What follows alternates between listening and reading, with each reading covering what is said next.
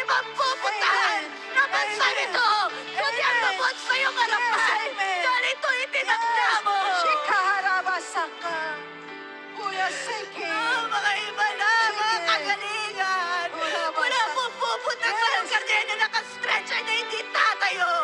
Wala pong pupunta sa lugar niya na naka-wheelchair na hindi tatayo.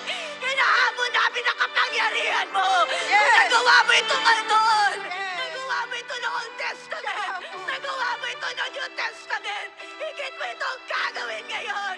For you are the same yesterday, today, and forever.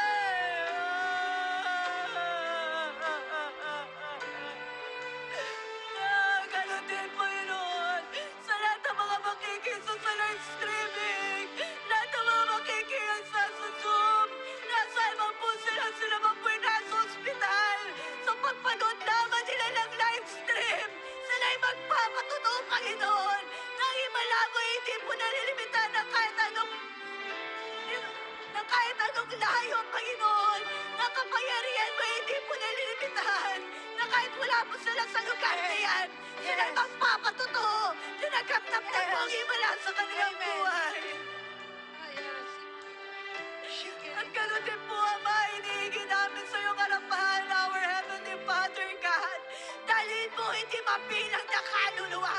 At Panginoon, pagkatapos sa anibersaryo ng Jesus is our shield, magpapatotoo lahat ng balita, magpapatotoo, Panginoon, lahat ng dyaryo, na dakilang himala na naganap, na totoo ang Diyos ng himala, na totoo ang oras ng himala.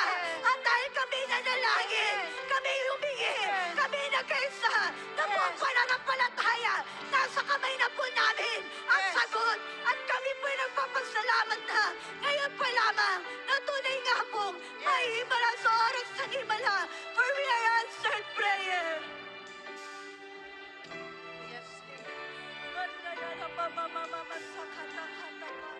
At maraming salamat po, Ama, na sinagot mo po aming panalangin.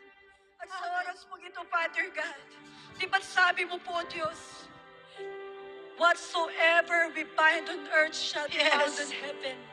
That whatsoever we loose on earth shall be loosed in heaven. Have you said, Lord God, in your word that you have given us the keys to the kingdom upang puksain at tupukin lahat. Sabi mo, Panginoon Diyos, binigay mo sa amin ang kapangyarihan